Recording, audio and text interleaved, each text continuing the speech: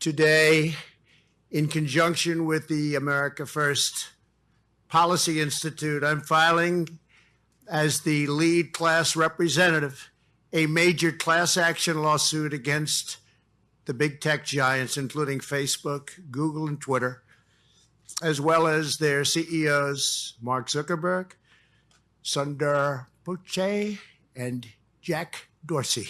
Three real nice guys. That's a clip of Donald Trump announcing that he is suing the big social media companies, the big tech companies. He made that announcement this week.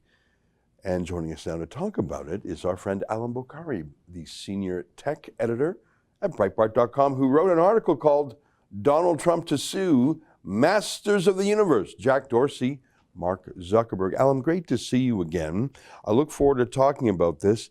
Whenever I think of this, I can't help but think he had 4 years as president where he controlled at least one branch of the government. For a period, he controlled two branches of the government, you might say.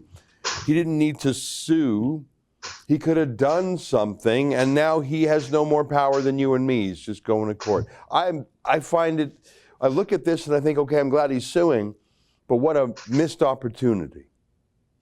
Yeah, I mean, it's good that he's suing, and something may come of it. I mean, we talked earlier this year about Clarence Thomas coming out and saying that the Supreme Court might need to make a ruling on tech censorship at some point, which is really, says a lot, because the Supreme Court rarely does that, and conservative justices especially rarely do that, saying they're going to have to make a ruling on this issue that hasn't been decided by legislators yet.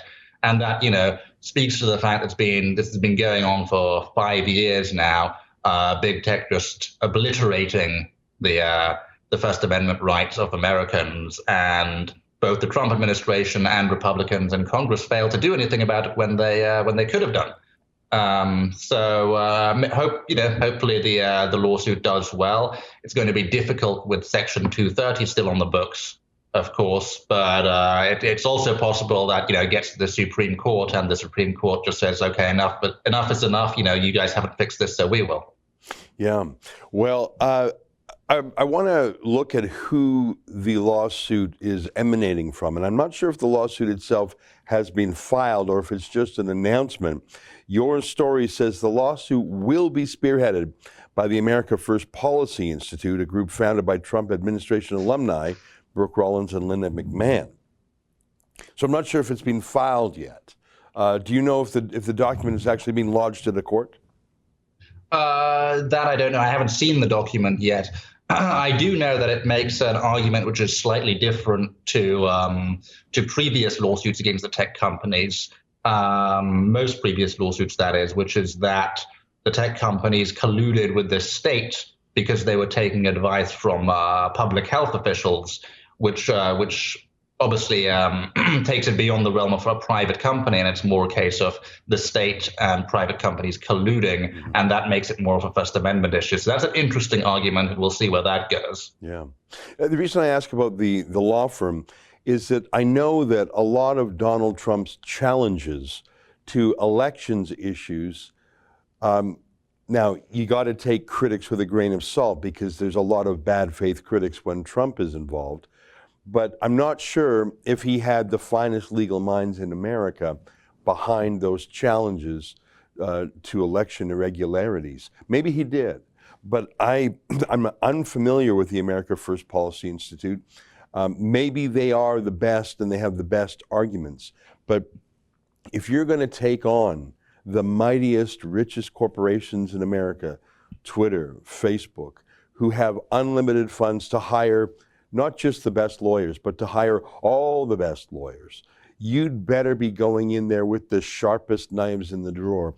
Maybe the America First Policy Institute has those, but without knowing more, I'm nervous because I saw, I think of some of the more colorful legal claims that were made between November and January by Trump's team, and a lot of them fell apart under scrutiny.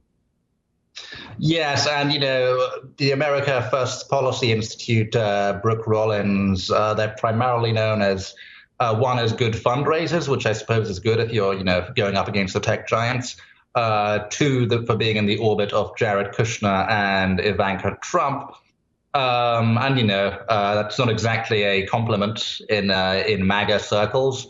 But you can certainly say that the crowd is maybe a little bit more competent than some of the people who were involved in the election challenges. I do know that there are some pretty decent legal minds who have advised the case, people who know their stuff on this issue. So hopefully it won't be a whole clown show. But even if it's even if it's a really solid case with really solid lawyers behind it, it's still going to run into this Section 230 issue. Right. And it didn't need to be that way because, Trump being a Florida citizen could have taken advantage of some Florida law against tech censorship. There was a Florida law against tech censorship, but one, it didn't regulate the tech companies as common carriers or places of public accommodation, as Clarence Thomas advised. And it was, as a result of that, it was, knocked down by a federal judge. He was a Clinton-appointed judge, and he would have tried the same thing if it was a common carrier bill or a public accommodation bill. But I think it would have been harder for him to do that if it were the case. That's an excerpt from my daily show, The Ezra Levant Show. Every day I do a monologue on the news of the day, then I interview an interesting guest, and then I read my hate mail. You gotta subscribe. Go to rebelnews.com.